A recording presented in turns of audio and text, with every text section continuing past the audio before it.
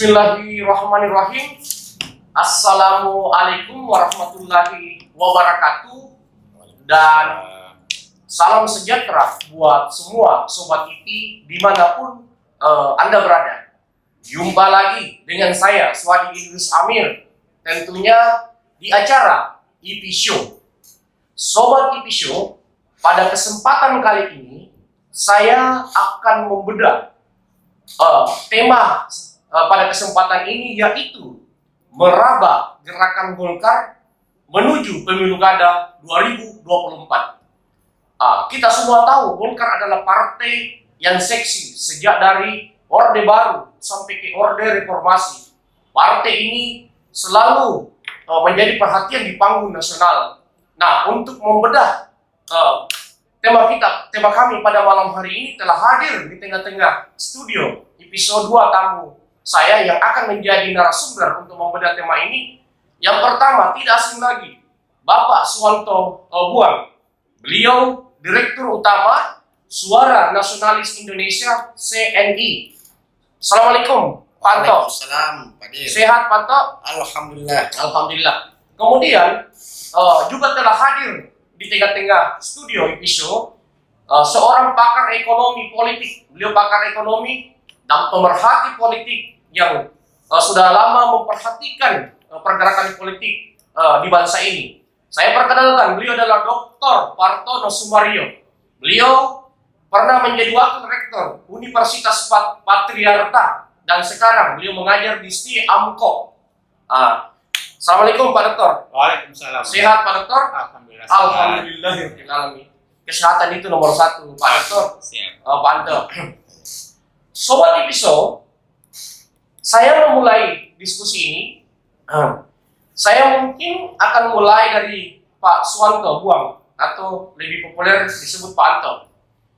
Pak Suwanto Buang, Pak Anto, sebesar apa kira-kira peluang Partai Golkar di pemilu 2024? Karena kita tahu bahwa 2024 ini persaingan itu cukup ketat. Saya memantau ada beberapa partai yang sangat mempersiapkan diri untuk menatap 2024. Menurut analisa Pak Anto, apakah itu bersumber dari analisis Pak Anto atau bersumber dari data Suara Nasionalis Indonesia? Silakan Pak Anto. Oke, baik Pak Dir. Selamat malam pemirsa episode. Kita kembali di acara pada malam hari ini dan dengan tema yang menarik ya Pak Dir. Sebesar apa peluang Golkar di pemilu 2024 ya ke depan? Saya harus katakan bahwa Golkar ini adalah partai yang besar, partai senior, dan memang kemarin kita lihat Golkar itu mempunyai keterpilihan 12,31% ya. Ya. Dan tentunya kedepannya Golkar ini sangat mempunyai peluang dan sangat besar peluang untuk memenangkan pemilu. Kita juga tidak menafikan bahwa untuk sampai hari ini ya PD Perjuangan itu masih mendominasi dan masih kuat di mana-mana, hampir di seluruh daerah di 34 kabupaten provinsi di Indonesia ini itu mempunyai kekuatan yang sangat besar. Namun dengan kembalinya Golkar bersatu, ya, dengan bersatunya Golkar kembali ini tentunya mempunyai kekuatan yang spesifik juga ya. Ya. Artinya mereka telah solid kembali, Pak Anto ya? Ya, solid kembali, membangun kekuatan di daerah-daerah dan saat ini Ketua Golkar yaitu Pak Airlangga Tarto ya. Ya, beliau ini sangat getol kemana-mana juga mengkampanyekan diri melalui Partai Golkar. Benar, beliau salah satu ketua partai yang gambarnya terpanjang di seluruh Indonesia. Iya. Ya, saya kira seperti itu Pak Dir. Ya, sementara ya. Pak, baik, saya kira Pak Dokter Parton. Pak Dokter, dalam kacamata Pak Dokter, sebesar apa kira-kira peluang Golkar bersaing dengan PDIP, Gerindra, Demokrat, kemudian PKB dan Nasdem? Karena saya melihat bahwa dengan pemilu serentak dilaksanakan 2024, apakah PDIP akan merajai pemilu nanti atau ada kemungkinan pembagian elektoral itu merambah sampai ke Golkar, Gerindra, karena mereka ini termasuk koalisi pemerintah. Artinya apakah efek elektoral dari koalisi mereka ini akan mereka rasakan bersama, atau kemungkinan besar tetap akan dirajai oleh PDIP yang kemungkinan besar akan mendominasi pelaksana tugas di seluruh Indonesia menjelang 2024. Silakan Pak Dokter. Baik, terima kasih Pak Dir. Ya, kami berada di Pisau. Saya baru pertama ini, Pak Dir. Terima kasih atas undangannya. Sama-sama Pak Dokter. Bersama Pak Anto ya, selaku pebisnis ya, Ulung tentunya. Ya, saya sudah kenal keduanya di beberapa kelembagaan. Alhamdulillah kita ketemu di Pisau. Undangan dari Pak Dir. Ya, kemudian Pak Dir, terkait dengan bagaimana wawasan gagasan kemudian kita merambah untuk menggapai 2024 nanti, Partai Golkar memang sesungguhnya kalau kita melihat ya Pak Dir, yang lalu itu kita super ketat di dalam seleksi atau merekrut pimpinan, sampai seleksi dan kita merekrut begitu banyak ya melalui konvensi dulu terkenal konvensi. Iya, Golkar yang memperkenalkan sejak awal. Nah, jadi terkenal itu sejak Pak Harmoko, Pak Rizal, Pak Agung Laksono ya, terus kemudian yang kemarin Pak Setia Novanto dan sekarang dilanjutkan dengan Pak Erlangga. Nah, konvensi ini adalah milik daripada semua elemen. Ya, semua elemen. Maksud saya dulu Golkar dengan ABG-nya, ya ABG-nya. ABG-nya itu A-nya ABRI, kemudian B-nya birokrasi, G-nya Golkar. Karena dengan aturan yang sedemikian rupa, sehingga ya A-nya hilang, B-nya birokrasinya hilang, sekarang tinggal Golkar. Orang tinggal sekarang memilih, ya mau lanjut di fungsional atau di parlemen. Akhirnya ya mereka yang punya profesi di masing-masing profesinya berjalan, kemudian mereka yang mengikuti alur politiknya, mereka jalur politik. Kenapa Partai Golkar dulu begitu memberikan satu gagasan politik yang begitu apik dan bagus? Itu karena itu tadi. Ya, pola pikir yang tajam, kemudian mereka punya ya pengalaman tentu sebagai negarawan di Indonesia ya. Ini tidak tadi sudah disampaikan oleh Pak Anto Buang bahwa tidak menafikan bahwa ya perjuangan itu adalah perjuangan itu tadi, ABG tadi itu. Dan itu terbukti bahwa ketika pas kita memasuki 3 fase dekade ya, Orde Lama, Orde Baru, kemudian reformasi. 98 itu reformasi di situ ya. Benar. Dan di situ semua berpeluang untuk mendirikan. Kenapa? Terlalu lama ngantri. Terlalu lama ngantri. Ya. Kalau kita berempat ini, kalau Pak Dir sudah di depan, Pak Anto nomor 2, saya nomor 3, terus teman kita nomor 4 ya. Tentu yang 4-3 ini lama ngantri. Nah, lebih bagus kita bikin gerbong lagi. Nah, sekarang terbukti bahwa yang pecah itu gerbong-gerbong itu adalah kader Golkar. Dan besar semua. Besar semua. Ya, kita sebutlah untuk Hanura. Ya, terus kemudian Nasdem, ya, terus Gerindra, ya, semua orang besar semua. Dan itu pentolan-pentolan dari Partai Golkar. Dan ya sekarang sudah konvensi kita tidak gunakan lagi karena itu memang terlalu besar, baik dana, waktu, tenaga, terkuras di situ. Tapi itulah sebuah seleksi. Kenapa? Ada tambahan Pak Dokter, merugikan ketua umum. Lanjut. Iya, karena terganggu ketua umum. Jadi karena ini siapa saja yang boleh masuk di situ. Benar. Biar bukan kader Golkar. Iya. kader Golkar. Hanya ya memang kita kalau saat itu ya pembagian wilayah ya memang agak Indonesia Timur ya agak apa ya istilahnya tabek-tabeknya itu agak tinggi sekali. Kenapa? Karena di sebuah politik itu kan kita butuh suara, kemudian kita butuh juga pendukung-pendukung kita, sehingga itulah kita selalu berada pada posisi kalau di Indonesia Timur ya kita selalu di posisi nomor 2. Tapi kita sudah muncul dengan itu. Nah, kita bicara Golkar. Nah, Golkar juga ya pada saatnya yang lalu setelah Habibie tinggalkan lari ke Pak JK pada saat itu dan itulah saat itu mempersiapkan kader untuk ke depan yang bagaimana sehingga bisa memberikan persaingan yang kuat. Karena apa? Ini Indonesia yang pada saat itu tentu kita tahu bahwa 250 juta jiwa yang harus terpikirkan. Jadi itu nuansanya seperti itu. Iya.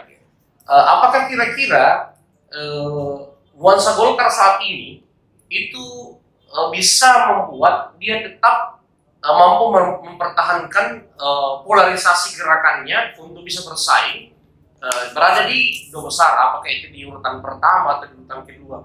Karena saya lihat keunggulan PDIP ini sudah terlihat sejak 10 tahun terakhir ini, karena dia selalu memenangkan pemilu dan presiden saat ini adalah kader dari PDIP. Nah, seperti apa kira-kira Golkar mensiasati gerakannya untuk bisa bersaing dengan PDIP? Dan yang perlu juga digarisbawahi bahwa anak-anak Golkar ini seperti Gerindra, seperti Nasdem itu terus melakukan gerakan-gerakan yang mirip dengan Golkar. Polarisasi Golkar yang selama ini membuat Golkar kuat itu juga dilakukan oleh Gerindra dengan Nasdem dengan merekrut kepala-kepala daerah yang berpengaruh. Kira-kira seperti apa persiapan Golkar dalam kacamata Pak Dokter? Iya, jadi Golkar semakin kekinian semakin memberikan peluang yang sangat baik sekali. Mengapa kadernya sudah sekarang menonjolkan baik di tingkat pusat ya Pak Airlangga Hartarto ini figur yang kemarin hasil Rapimnas kemudian hasil juga Rakernas itu tidak bisa dibantahkan bahwa itulah calon kita untuk 01 2024 yang tadi Pak Dir sampaikan itu. Jadi tidak boleh terbantahkan, tidak boleh tawar-menawar lagi karena sudah sekrapim. Ya, itulah tadi bedanya ketika konvensi yang lalu, kasihan ketua umum. Ya. Nah, sekarang ketua umum Partai Golkar, Pak Airlangga Hartarto ini kenegarawannya itu sudah kelihatan. Sudah kelihatan kenegarawannya. Kemudian pimpinan-pimpinan di tingkat DPD provinsi, kemudian DPD Kota Makassar, kemudian sampai pada tingkat level kecamatan, kelurahan itu pendidikan pelatihan yang dulu ditonjolkan menjadi kader-kader ulung ya itu sekarang sudah mulai merambah sampai ke tingkat akar rumput ya akar rumput itu ya sudah sampai ke RT RW lah seperti itu. Memang harus diakui bahwa Golkar itu partai memiliki jejaring yang sangat lengkap sampai ke tingkat bawah, sama dengan PDIP karena dia adalah partai tua, partai senior. Nah, seperti itu sementara Pak Dokter? Atau ada tambahan? Jadi seperti apa tadi Pak Adir katakan bahwa ya bagaimana dengan persaingan PDIP yang juga mempunyai sekarang penguasa saat ini Pak Dokter? Penguasa saat ini kemudian di levelnya juga memberikan satu level yang aktivitas yang cukup tinggi. Ya memang Partai Golkar ya sekitar tadi 12, sekian persen. Tapi ya tentu bisakah bertambah itu Pak Dokter 2024? Itulah yang sekarang menjadi keinginan daripada ketua umum. Ya, jadi Pak Airlangga Hartarto ini memang sudah sekarang simpul-simpul yang ada di bawah sekarang sudah mulai aktif dan digerakkan.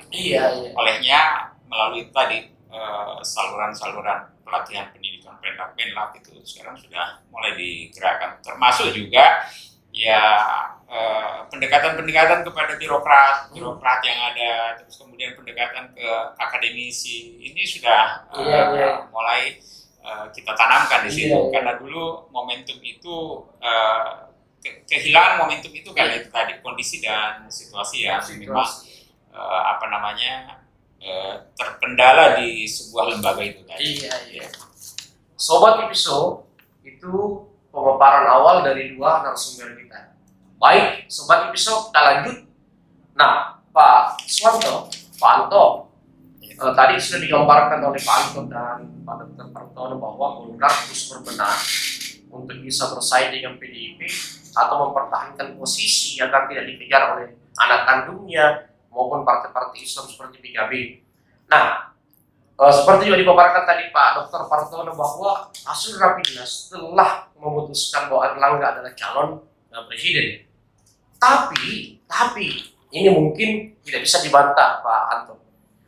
Dari beberapa lembaga survei yang telah merilis, Pak Erlangga ini itu tertinggal jauh perolehan elektabilitasnya dari figur-figur seperti Prabowo, Ganjar Pranowo, Anies Baswedan, bahkan Ridwan Kamil. Pak Anto ya, pertanyaannya, masihkah Erlangga dipaksakan maju sebagai capres dengan kondisi elektoral yang bisa dikatakan masih parah ya, Pak Anto ya? Ataukah bisa saja walaupun sudah ada keputusan Rapimnas, tapi Erlangga akhirnya menurunkan targetnya dan hanya mungkin menjadi cawapres. Nah, apakah peluang itu terbuka Pak Anto? Seperti itu. Silakan Pak Anto. Ya, jadi Rapimnas di bulan Maret kemarin tahun 2021 itu yang kita pantau di ya, Bali ya, kalau tidak salah. Kemudian menghasilkan bahwa Erlangga itu akan diputuskan jadi capres. Sudah diputuskan untuk menjadi capres. Nah, sekarang pertanyaannya, seperti kemarin itu termasuk carta politik kalau tidak salah ya, itu mensurvei bahwa Erlangga itu masih di posisi 1% bersama dengan Ibu Puan Maharani. Hampir semua lembaga survei memposisikan beliau hanya 1-2%. Tetapi ini kan kita katakan bahwa pemilu itu kan masih 2024. Masih ada waktu ya. Masih ada waktu. Panto yang untuk bisa mengangkat itu Panto ya. Itu sebelum Erlangga pada saat itu dipasangkan balihonya oleh DPD. Mungkin Pak ya, begitu analisis saya. Namun saya pikir kalau untuk saat ini ya, saya katakan bahwa kalau misalnya masih di tatanan 1%-an atau boleh naik 2 atau 3, sangat sulit Pak untuk bisa mengejar Prabowo yang sudah bermain di angka 20-an, Ganjar dan Anies yang hampir 20-an, hampir semua lembaga survei Panto. Namun karena Golkar ini adalah bukan juga dikatakan partai anak bawang gitu. Golkar adalah punya pengalaman. Tentunya saya katakan hari ini bahwa boleh jadi kalau misalnya dalam kondisi seperti itu Pak Erlangga ini boleh jadi 02. Artinya ada kemungkinan dia akan menurunkan grade-nya ya? Ada kemungkinan. Dan kalaupun itu misalnya terjadi koalisi besar, dan pasti Golkar akan mencari koalisi besar. Pasti. Gitu. Dan kenapa? Karena pasti mau menang. Iya. Pak. Artinya sangat riskan ya bagi Erlangga sendiri sebagai ketua umum dan Golkar sendiri sebagai satu partai besar ketika memaksakan sesuatu yang kurang direspon oleh publik ya. Tetapi perlu diingat bahwa ini kan harus dilihat juga dari hasil pileg. Saya melihat bahwa Golkar ini dari posisi ketiga kemarin yaitu 12,31%, boleh jadi Golkar bisa jadi pemenang pemilu. Kalau kita lihat situasi dan kondisi, Golkar saat ini sudah menyatu bersatu. Seperti dikatakan tadi Pak Dr. Partono bahwa Golkar itu sekarang itu sudah menyatu. Itu boleh jadi pemenang pemilu ke depannya. Walaupun misalnya PD Perjuangan sampai hari ini saya katakan bahwa sangat sulit juga untuk digeser begitu saja posisinya. Betul. Cuma kan ya namanya politik, kemungkinan itu tetap harus diperhitungkan ya Pak ya. Baik, Sobat Ipiso, saya ke Pak Dr. Partono lagi. Selain Erlangga, apakah mungkin masih ada kemungkinan figur lain akan diusung sebagai calon presiden dan wakil presiden Pak Dr. Partono? Artinya bisa saja Erlangga kalau tidak mau jadi wapres juga, dia mendorong orang. Apakah kemungkinan itu masih mungkin terjadi di Golkar dalam kacamata Pak Dr.? Atau harga mati harus ada Erlangga di antara koalisi-koalisi itu, walaupun dia hanya cawapres?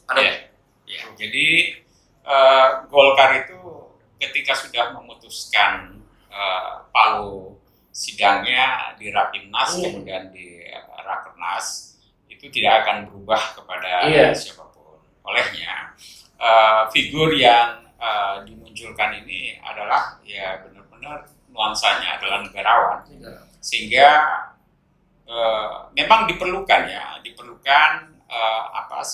semacam satu statement dari kader dari kalangan bawah untuk membawa sampai kepada tingkat pusat itu tadi, sehingga penjabaran di Rapimnas dan Rakernas itulah menjadikan satu tolak ukur bahwa ini kader dari bawah, ya betul-betul yang menginginkan, betul yang menginginkan itu.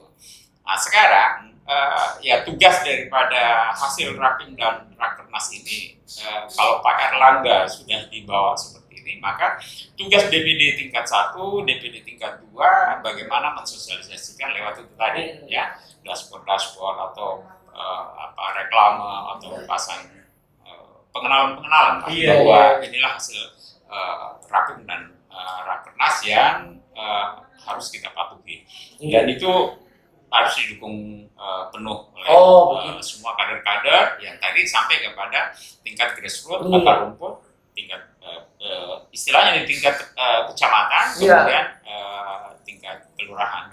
Jadi di tingkat kelurahan masih ada memang di akar rumput itu RT RW-nya. Artinya ketika Golkar sudah memutuskan berlayar, apapun yang terjadi, maka tidak boleh pantang surut ke belakang, Pak Dokter, ya? Betul. Nah, sekali lahir berkembang, pantang hidup surut ke pantai. Sobat Ipiso, beliau ini saya perkenalkan memang mantan kader Golkar atau mungkin masih menjadi kader Golkar saat ini, pernah menjadi anggota DPRD Kota Makassar. Jadi memang walaupun beliau adalah sekarang adalah akademisi tulen dengan status pengamat, tapi warna Golkar beliau masih sangat kental, sehingga beliau saat ini menggambarkan jati diri Golkar berdasarkan pengalaman-pengalaman beliau. Baik, Sobat Ipiso, saya ke Pak Anto lagi. Pak Anto, arah peta koalisi Golkar di Pilpres seperti apa kira-kira gambaran Pak Anto? Berdasarkan gambaran analisis Pak Anto atau gambaran data dari CNI, silakan Pak Anto. Jadi untuk sampai hari ini, setelah kita amati bahwa memang pertarungan di tingkat atas ini masih saling menggeser. Namun seperti yang terjadi dan itu real kita lihat di lapangan, bahwa ketika memang seperti dikatakan Pak Partono tadi bahwa Golkar harus mencalonkan Erlangga sebagai calon presiden, harga mati harus. Harga mati. Tapi kan bisa saja pesan dua, Pak Anto. Boleh berlayar ini kan tidak mesti pesan satu, kita katakan bahwa ini perlu juga kita analisa baik-baik, bahwa tentunya kita harus simulasi baik-baik. Kenapa? Kalau misalnya itu terjadi, maka boleh jadi Golkar ke depannya ini itu boleh jadi tidak menjadi calon kalau misalnya dipaksakan gitu. Jadi saya ingin mensimulasi bahwa boleh jadi kalau untuk saat ini boleh jadi simulasinya itu antara Anies atau Erlangga bisa terjadi kalau misalnya artinya ketika Golkar memutuskan Erlangga cocoknya hanya cawapres karena survei rendah, maka kemungkinan capresnya yang paling berpotensi pertama adalah Anies Erlangga. Nah, menarik sekali Sobat Ipiso. Apakah selain Anies ada potensi figur yang lain yang mungkin bersama dengan Pak Erlangga kalau Pak Erlangga hanya 02, Pak Anto? Potensinya tentunya pasti larinya ke Pak Prabowo juga. Prabowo, Erlangga, itu bisa kan Gerindra Golkar, Pak. tidak bisa masuk di situ. Artinya peta Gerindra Ya, Golkar. peta. Nah, kalau misalnya dengan Anies, kira-kira dengan Golkar, potensi partai yang merapat partai apa saja, Pak Anto?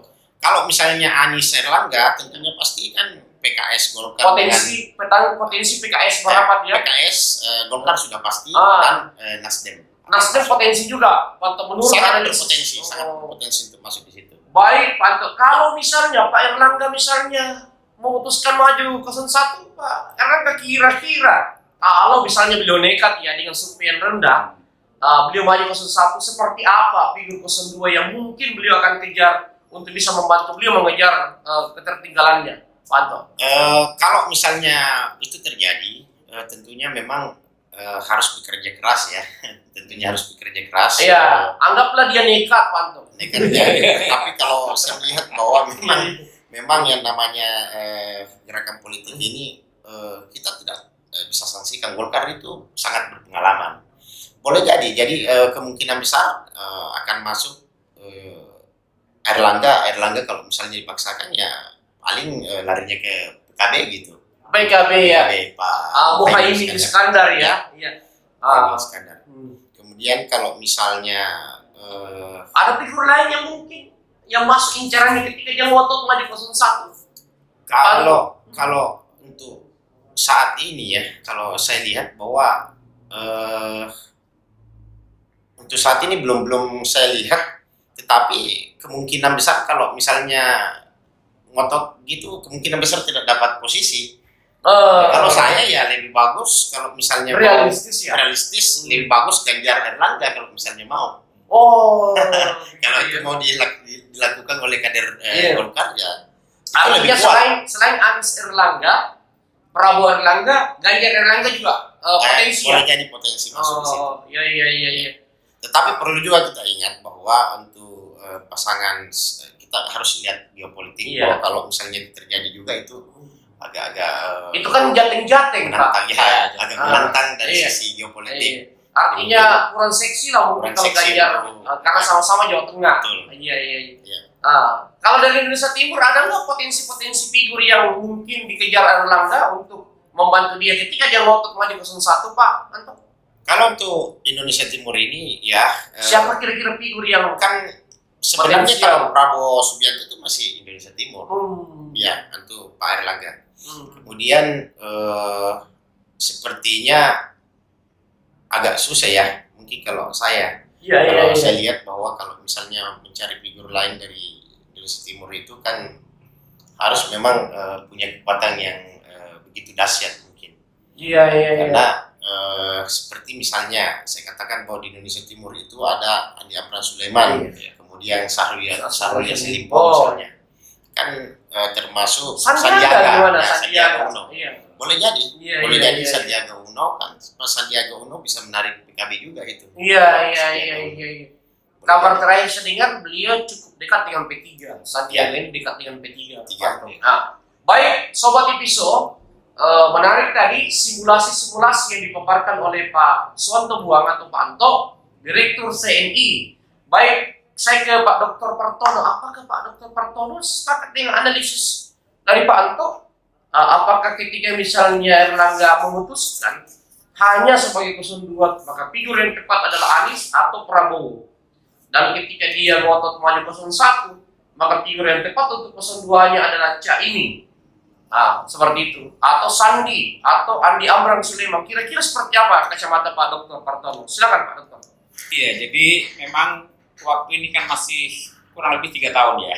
Ya, masih hampir 3 tahun Pak. Ya. Iya. 3 tahun. Kemudian 2 tahun lebih. 2 tahun lebih ya, 2,5 tahun. Sehingga sangat menarik sekali memang untuk figur-figur itu ditampilkan. Sehingga tadi sudah kekuatan-kekuatannya itu sudah ditahu bahwa ya untuk baik Pak Prabowo, kemudian Pak Ganjar, Pak Anies, Pak Ridwan Kamil, terus kemudian Pak Erlangga sendiri ya, potensi 01 Indonesia.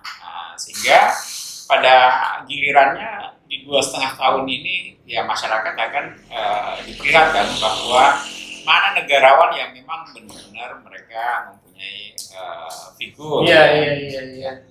nantinya berhadapan dengan masyarakat itu. Karena apa? Sesungguhnya politik itu kan kesejahteraan rakyat. Gitu. Muaranya pasti ke sana. Iya. Bagaimana rakyat itu bisa sejahtera. Betul. Nah, sehingga kalau ditampilkan tadi diperhadapkan, terus kemudian Sapa 0102, ya bagi Partai Golkar memang selalu mengedepankan posisi 01 itu adalah harga mati. Harga mati. Toh nanti kalau misalnya kendalanya di persentase yang ada, ya mungkin bisa jadi. Artinya apa yang digambarkan oleh Pak Anto tadi itulah gambaran yang boleh jadi seperti itu, karena politik itu hitungannya detik. Kalau indikatornya memang adalah elektoral, maka yang dipaparkan Pak Anto itu masuk akal. Kalau indikatornya adalah elektoral. Iya. Betul. Karena hitungannya tadi kita 2,5 tahun paling untuk mensosialisasi, kemudian endingnya di politik itu adalah detik. Iya. Sudah tidak ada buat detik itu. Betul. Apapun bisa terjadi ya. Betul. Apapun bisa terjadi.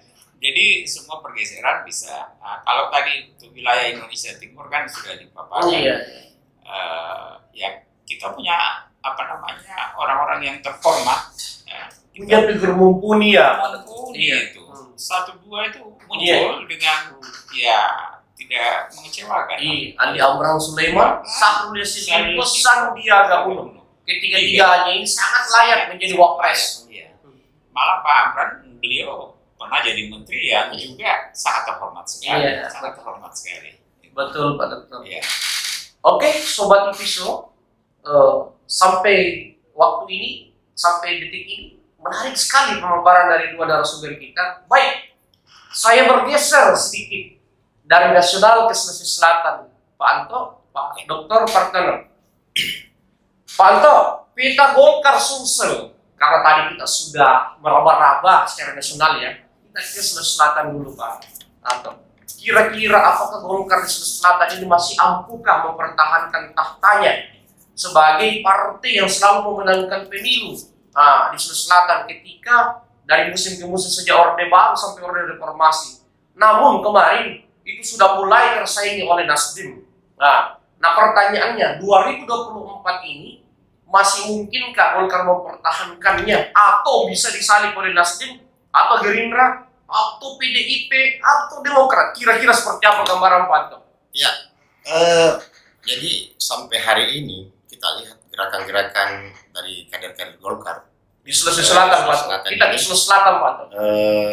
Terkait pileg dan pilgub ke depan ini, memang Partai Golkar memang sampai hari ini ya sangat kuat dan memang susah masih sangat kuat.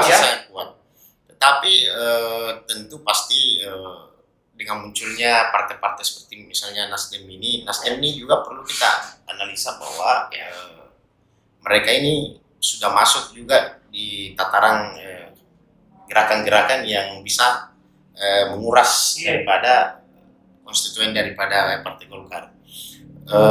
Untuk Sulawesi Selatan ini dengan kefiguran Taufan Pawe sebagai ketua DPD 1 Partai Golkar itu masih sangat mumpuni untuk bisa mempertahankan daripada pengaruh Golkar di Sulawesi Selatan di 24 kabupaten kota ini, atau tahta Golkar yang selalu memegang pertama. Menurut kajian Pak atau seperti itu ya? Iya, masih sangat kuat.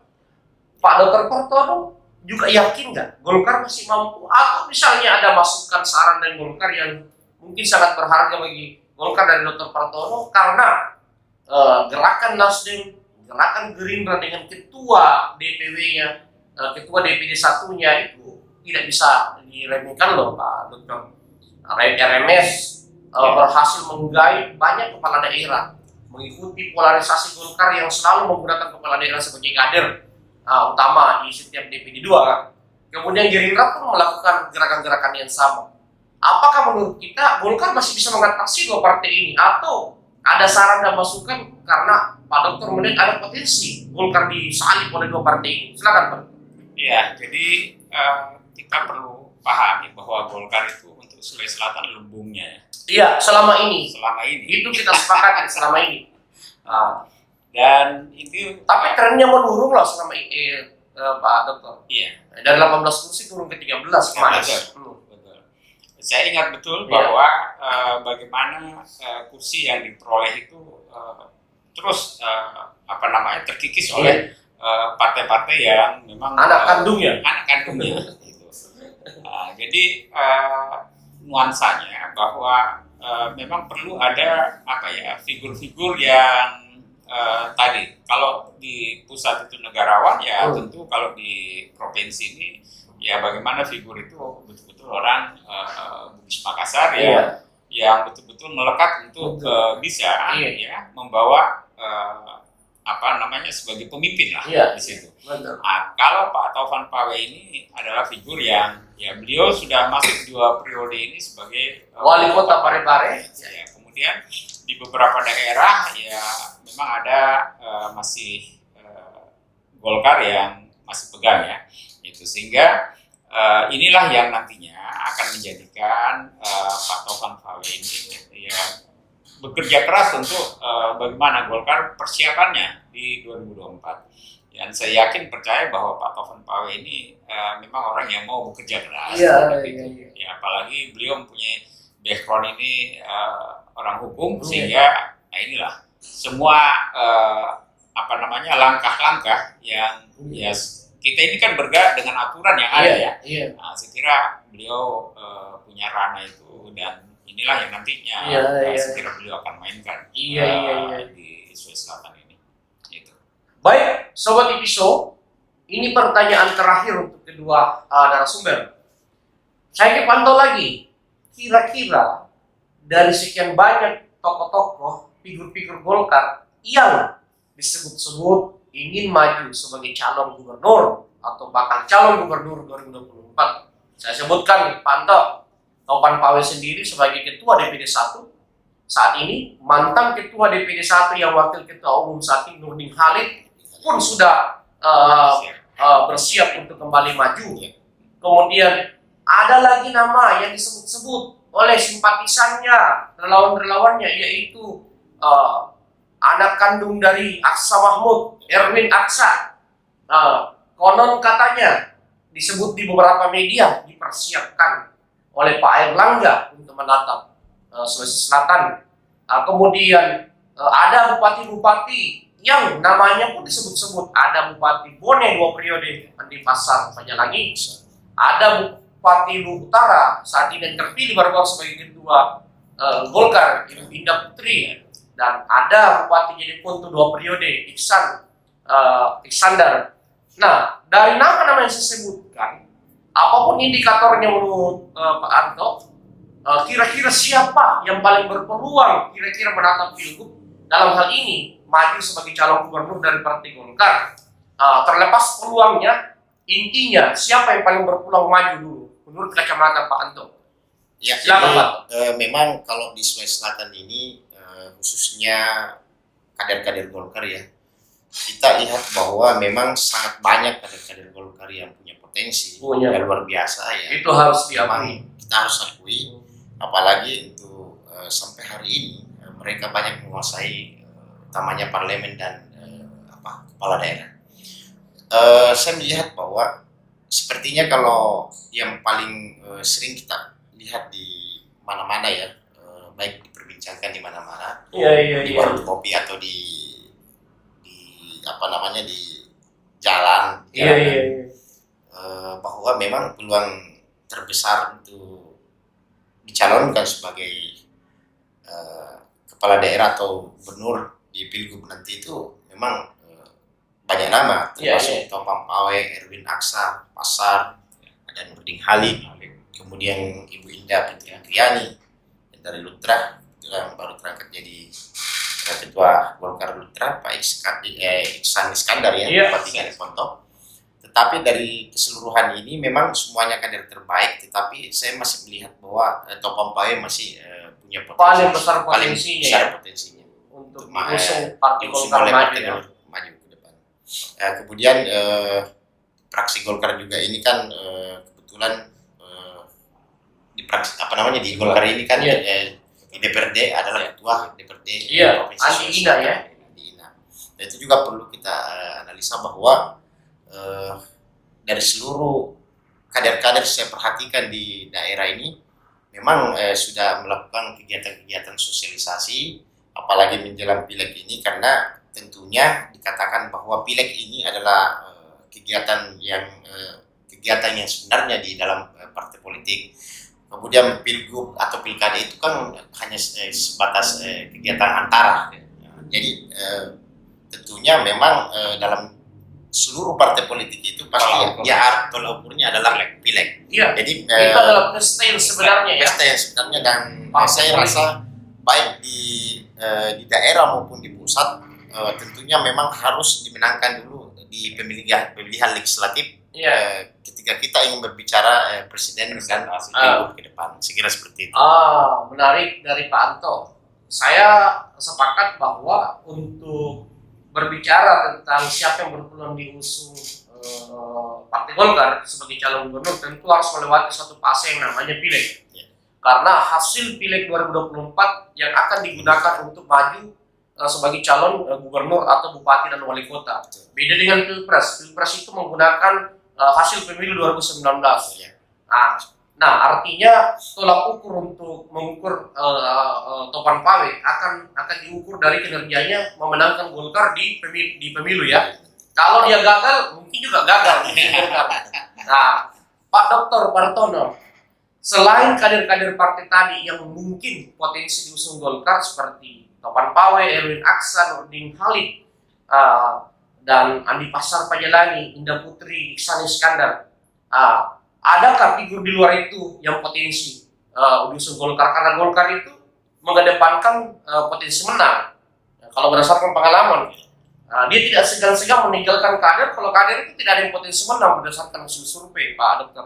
Pak Dokter mungkin sangat paham itu di Golkar. Nah, apakah ketika Golkar misalnya menunjuk salah satu dari nama-nama ini, atau mungkin di luar, misalnya contoh Gubernur Sulawesi Selatan saat ini, PLT Gubernur Sulawesi Selatan Andi Sudirman itu kan tidak punya partai. Artinya semua partai terbuka mengusung dia karena dia bukan kader partai. Kemudian ada Ilham Arif Sirajudi, mantan ketua DPD 1 Golkar. Ada Adnan Purcita, mantan kader Golkar. Nah, ketiga-tiganya ini dalam survei bagus loh, bersaing loh dengan kader-kader Golkar. Bahkan Andi Sudirman ini beberapa lembaga menempatkan dia masih teratas. Adnan berada pada posisi ketiga, kedua Nurdin Halid dan lain-lain. Seperti itu. Bagaimana pandangan Pak Dr. Partono? Silakan Pak Dr. Iya, memang tolak ukur sebuah partai itu adalah pileg. Iya. Jadi persentase yang akan didapatkan itu nanti di pileg, sehingga muncul sebenarnya dulu itu ada aturan kita mau feedback terhadap nomor daripada caleg itu sendiri, ya. Calon Ya. betul.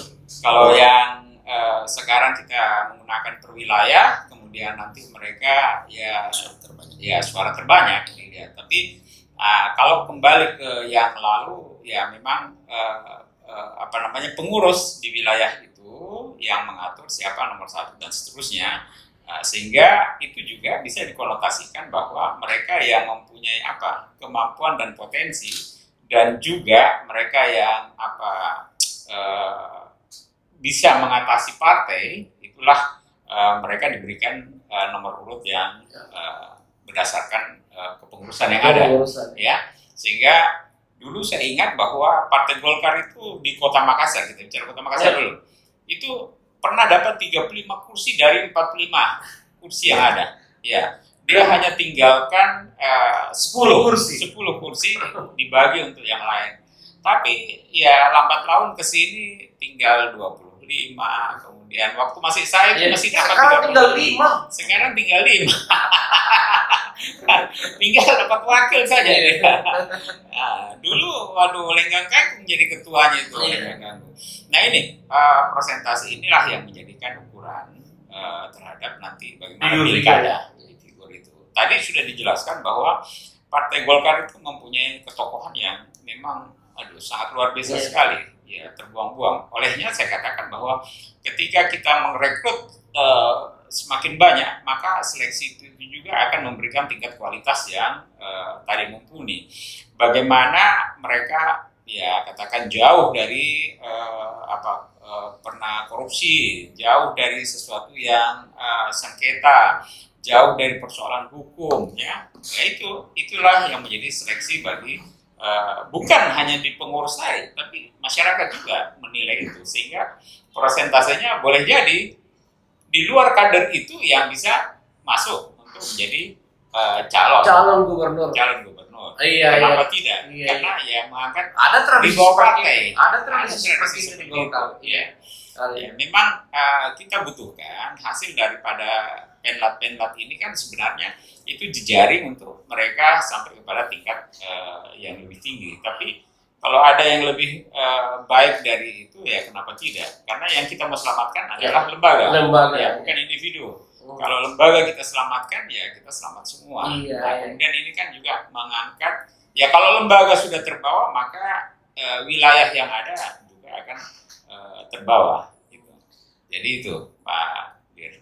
Baik, Sobat Episode, inilah hasil diskusi kami pada kesempatan ini bersama dua narasumber, Pak Suwanto Buang, Direktur Suara Nasionalis Indonesia CNI, dan Dr.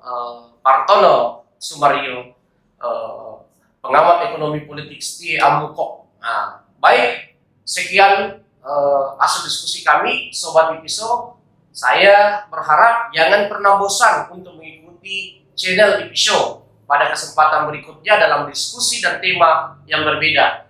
Akhir kata dari saya, Suwadi Idrus Amir, mengucapkan banyak terima kasih kepada semua Sobat TV, semua dimanapun Anda berada. Semoga sehat selalu, aktivitasnya dimudahkan, dan kebersamaan kita di acara ini tetap terjaga. Sekian, Assalamualaikum warahmatullahi wabarakatuh.